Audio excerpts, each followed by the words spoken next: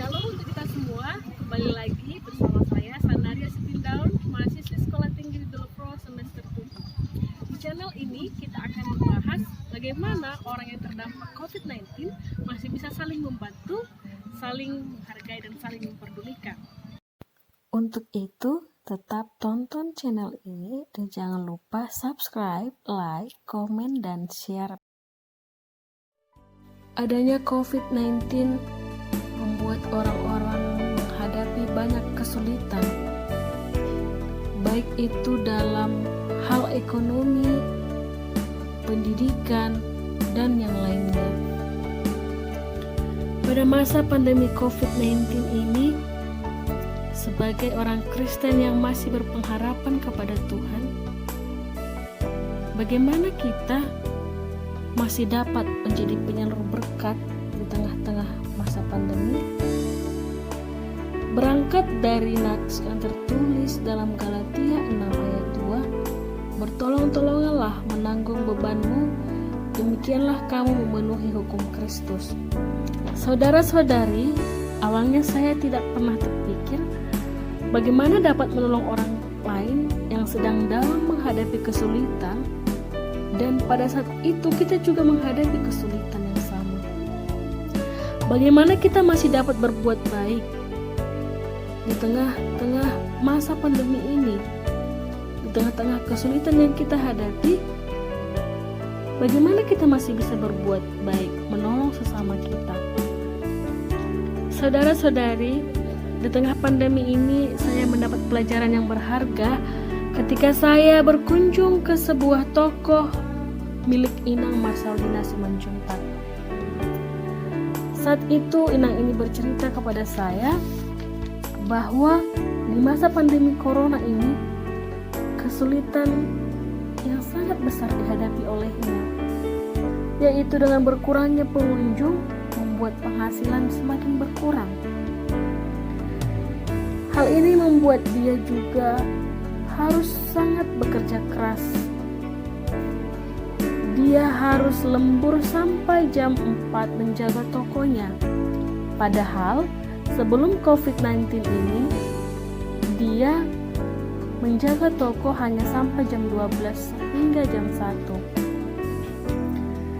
Selain itu, masa pandemi ini juga membuat dia menjadi sangat sibuk. Bahkan dia sangat kesulitan dalam membantu anak-anak untuk mengerjakan PR-nya dari sekolah.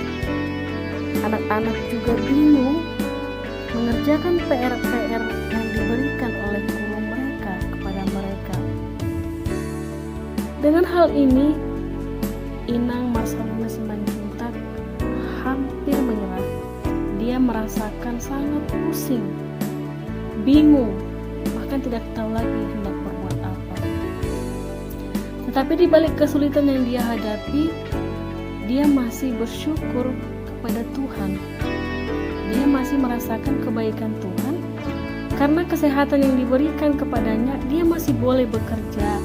Dia juga masih sempat untuk berkomunikasi dengan anak-anaknya dan juga keluarganya meskipun hanya sedikit waktu yang dapat digunakan.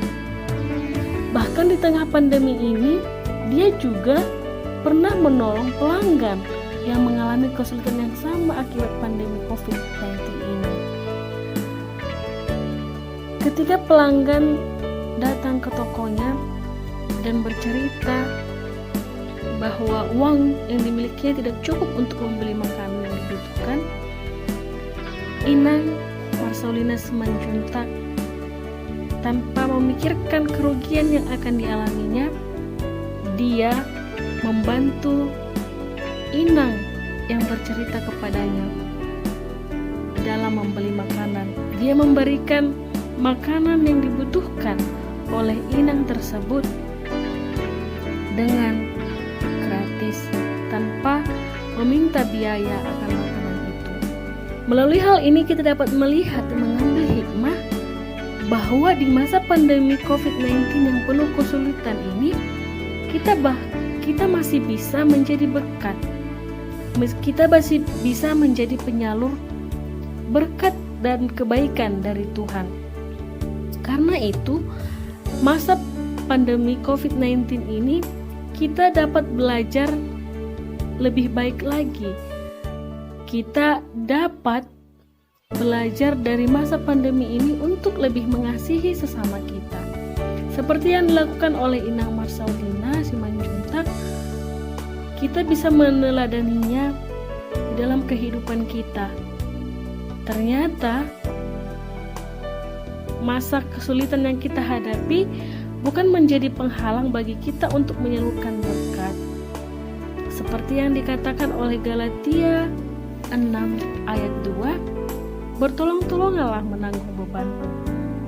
Demikianlah kita juga dalam menghadapi masalah yang sama di masa pandemi ini, kita masih bisa melakukan kebaikan terhadap sesama kita.